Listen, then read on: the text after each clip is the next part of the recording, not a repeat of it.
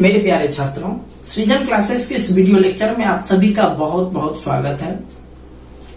आज हम लोग जैव पराक्रम पोषण के अंतर्गत कुछ और प्रायोगिक सत्यापन पर डिस्कस करते हैं।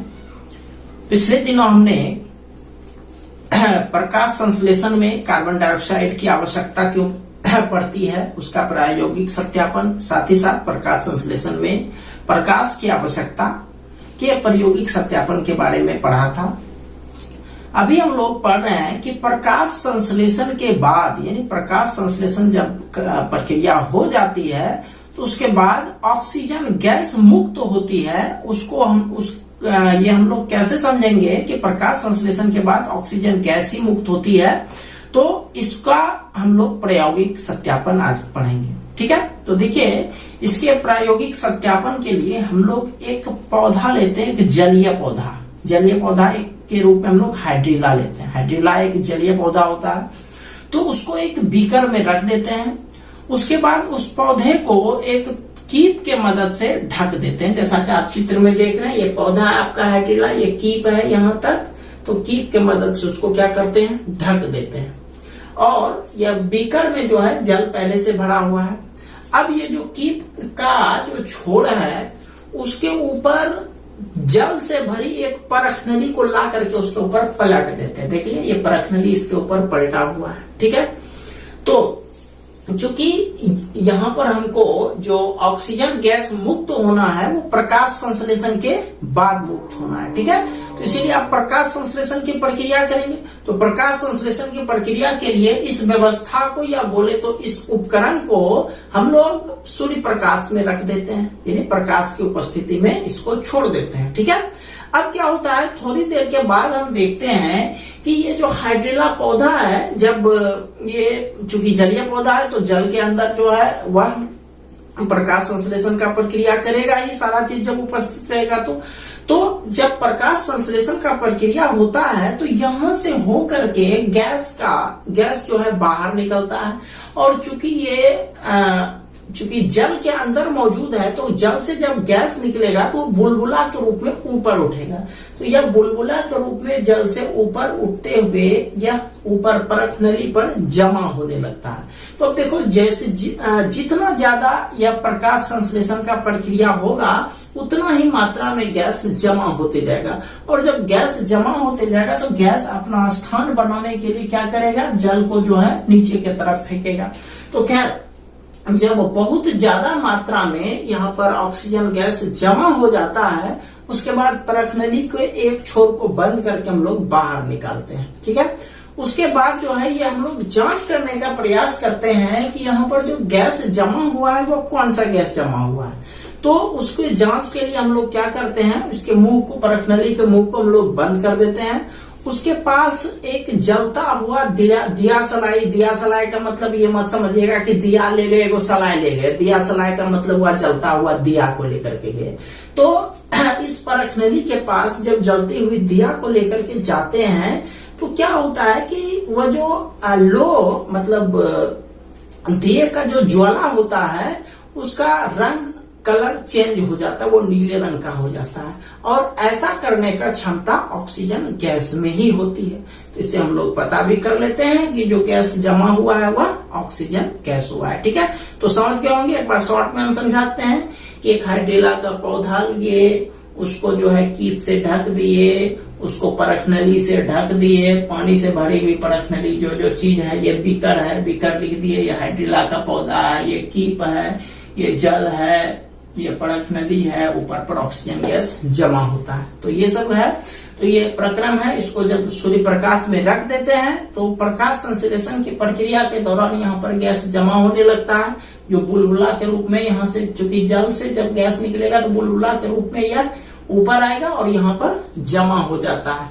थोड़ी देर के बाद जब और ज्यादा गैस जमा हो जाता है तो इस परखनली को यहाँ से एक छोर जो है ढकते हुए वहां से बाहर निकाल देते हैं। उसके बाद क्या करते हैं, उसके बाद ये हमको जांच करना होता है कि इसमें कौन सा गैस है। उसके लिए यहाँ पर एक जलता हुआ दिया ले जाते हैं और जैसे हम लोग उसके अथी को छोड़ते हैं, मतलब इसके छोर को, परखनली को छोर को छोड़ते हैं तो गैस उससे क्या होता है, बाहर निकलता है। तो जब दिया के सामने रहता है तो उसी से बाहर निकलता है, तो दिया का जो कलर होता है, मतलब जो ज्वाला का कलर होता है वो चेंज हो जाता है, वो नीला हो जाता है। और ऐसा करने का क्षमता ऑक्सीजन गैस में होता है। इससे ये पता चलता है कि यहाँ पर जो गैस जमा होता है वो ऑक्सीजन गैस है, अर्थात प्रकाश संश्लेषण की प्रक्रिया में ऑक्सीजन गैस मुक्त होती है। ठीक है, चलिए इसको एक बार पढ़ देते हैं नोट्स को।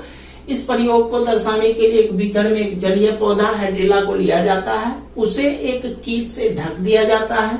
कीप की टोटी ये हो गया ऊपर वाला हिस्सा, टोटी पर पानी से भरी एक परख नली को उलटकर रख दिया जाता है। अब इस उपकरण को हवा में रख दिया जाता है, बल्कि इस उपकरण को सूर्य प्रकाश, ऐसा बोलेंगे, सूर्य प्रकाश में रख दिया जाता है। थोड़ी देर बाद हाइड्रिला के शाखाओं से गैस के बुलबुले पानी को विस्थापित कर परख नली में जमा होने लगता है। जब अधिक समय तक गैस जमा हो जाता है तब परख नली के मुख को ढककर उसे बाहर निकाला जाता है। अब परख नली में उपस्थित गैस की जांच के लिए उसके मुंह पर जलती हुई दिया सलाई की बत्ती को ले जाते हैं। तब बत्ती नीले प्रकाश के साथ तेजी से जलने लगती है। इससे यह साबित होता है कि परख नली में उपस्थित गैस ऑक्सीजन है, जो हाइड्रिला के प्रकाश संश्लेषण से निकलती है। ठीक है, चलिए इसका एक स्क्रीनशॉट ले लीजिए। ठीक है, इसको मिटा रहे हैं हम।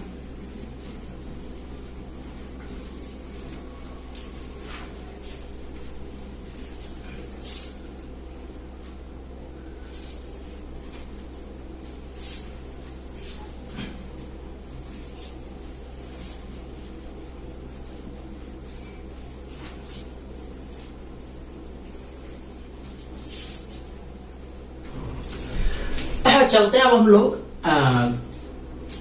अमीबा के पोषण के बारे में, यानी एक तरह से जीव में पोषण के बारे में हम लोग चलते हैं। जैसा कि जानते हैं आप कि अमीबा जो है वह एक कोशिकीय जीव होता है।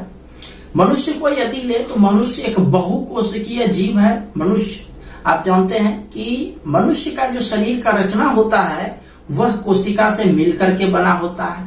कई कोशिका मिलकर के उत्तक का निर्माण करते हैं और कई उत्तक मिलकर के एक अंग का निर्माण करते हैं और कई अंग मिलकर के अंग तंत्र यानी एक शरीर का निर्माण करते हैं।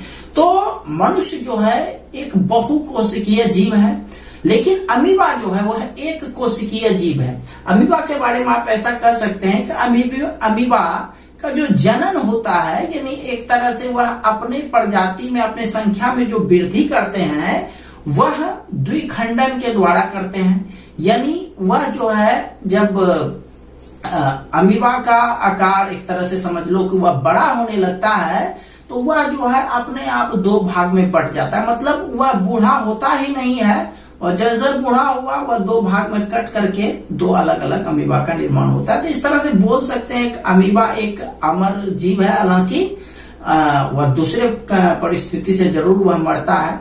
तो हम लोग यहाँ पर बात कर रहे हैं कि अमीबा के अंदर जो है वह पाचन किस तरह से होता है, यानी पोषण किस तरह से होता है। तो हम लोग मुख्य रूप से यहाँ पर अमीबा के पोषण के बारे में पढ़ रहे हैं। तो अमीबा के बारे में आपको बताया कि अमीबा एक कोशिकीय जीव होता है जो जनरली तौर पर जल में पाया जाता है। तो अब हम लोग पोषण के विभिन्न चरणों पर डिस्कस करते हैं। तो जब हम लोग किसी चीज को पोषण के रूप में, यानी एक तरह से किसी भोजन को ग्रहण करते हैं, हमारे लिए भोजन बहुत ही आवश्यक चीज है। उसी के द्वारा हमारे शरीर में ऊर्जा का निर्माण होता है। तो सबसे पहले वह भोजन हमारे अंदर जाना चाहिए, यानी जिसको हम लोग अंतःग्रहण कहते हैं। उसके बाद उसका पाचन होना आवश्यक है। पचने के बाद वह जो है शरीर के विभिन्न अंग में फैलेगा। उसके बाद उससे ऊर्जा का निर्माण होगा, यानी वो सारे को हम लोग पाचन के अंतर्गत रख दिए। और तीसरा प्रक्रिया है जो भी बेकार पदार्थ होते हैं, यानी हम लोग जो भी पदार्थ ग्रहण करते हैं उसके बाद जो बेकार पदार्थ होते हैं उसको शरीर से बाहर निकालना। तो अमीबा चूंकि एक कोशिकीय बहुत ही छोटा जीव है, तो उसको हम लोग 3 चरण में उसके पोषण को बांटते हैं, जिसमें से पहला चरण है अंतःग्रहण यानी भोजन को ग्रहण करना। दूसरा है पाचन, पाचन के अंतर्गत हम वह अपने भोजन को पचा लेता है, साथ ही साथ वह अपने उस पचे हुए भोजन को शरीर के अलग अलग अंगों तक पहुंचाता है, अलग अलग भागों तक पहुंचाता है। उसके बाद उसका जो है उससे ऊर्जा का निर्माण होता है, यानी पाचन में ही ये सारा चीज आ गया। उसके बाद उसका बहिष्करण यानी जो अपचा पदार्थ होता है, बेकार पदार्थ जो शरीर में बचता है, उसको बाहर करना होता है। ठीक है, तो देखिए सबसे पहले हम लोग अंतःग्रहण पर बात करते हैं। तो आखिर ग्रहण कैसे करता है मनुष्य का बात लें तो भोजन को अंदर डालने के लिए आपके मुख गुहा होता है, मुंह होता है, उससे हम लोग भोजन को अंदर डालते हैं, अंदर ग्रहण करते हैं, हाथ से उठा करके डालते हैं। तो अमीबा का आकार कोई निश्चित नहीं होता है, अमीबा का कोई आकार निश्चित नहीं होता है, उसका हाथ गोड़ पैर जो भी बोलते हो वो कुछ निश्चित है ही नहीं। तो कैसे आखिर अपने अंदर भोजन को लेता है? तो उसका एक विशेष गुण है, वो क्या करता है, भोजन को कुटपाद के मदद से अपने अंदर लेता है। वह जैसे ही देखता है कि भोजन वहां पर मौजूद है, तो वह भोजन के करीब धीरे धीरे पहुंचता है और अपने शरीर को मोड़ करके कुटपाद का रचना करता है। जैसा कि आप चित्र में देख रहे हैं, ये देखिए यह जो हिस्सा है यह कुटपाद है, यहाँ पर भोजन चला गया है। तो कुटपाद के द्वारा वो भोजन को अपने अंदर लेता है। जब कुटपाद के अंदर भोजन चला जाता है तो धीरे धीरे धीरे कुटपाद जो है बंद हो जाता है और वहां पर वह भोजन अंदर चला जाता है और अंदर जाकर के एक तरह से रसधानी का निर्माण कर लेता है, जिसके अंदर जल भी मौजूद होता है। ये देखिए ये हो गया भोजन रसधानी, यानी यह पूरा तरह से एक तरह से शरीर के अंदर चला गया। तो ये पहला प्रोसेस हो गया भोजन को अंतःग्रहण। देखिए यह प्रक्रिया अमीबा के सतह में किसी स्थान से भी होता है, जिसमें अमीबा अपने चारों ओर कूटपादों का निर्माण करता है। ये तेजी से भोजन को घेर लेते हैं और धीरे धीरे एक भोजन रसधानी का निर्माण हो जाता है, जिसमें भोजन के साथ साथ जल भी होता है। तो घेर करके यह भोजन रसधानी का निर्माण किया, तो अंतःग्रहण हो गया, अंदर चला गया। अब यहाँ से पाचन का प्रक्रिया शुरू होगा। तो पाचन कैसे होता है? भोजन का पाचन भोजन रसधानी में ही हो जाता है, यानी इसी में हो जाता है, यानी उसको पाचन के लिए अलग अलग जगह जाने का आवश्यकता नहीं पड़ता, यहीं पर हो जाता है। इस पाचन के लिए इसमें क्या होता है, इसमें एक एंजाइम्स होते हैं। एंजाइम एक रासायनिक पदार्थ हो गया, तो एंजाइम से ही यह क्या हो जाता है, इसका पाचन हो जाता है। तो भोजन का पाचन भोजन रसधानी में ही हो जाता है। पचा हुआ भोजन रसधानी से निकल करके साइटोप्लाज्म में वितरित हो जाता है, कोशिका द्रव्य में चला जाता है वहां से।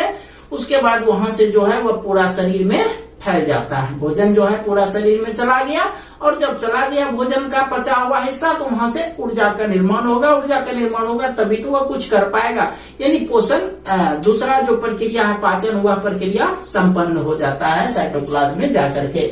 अब तीसरा है बहिष्करण। अब देखिए जो भी शरीर के अंदर बेकार पदार्थ है उसको बाहर निकालना बहुत जरूरी होता है।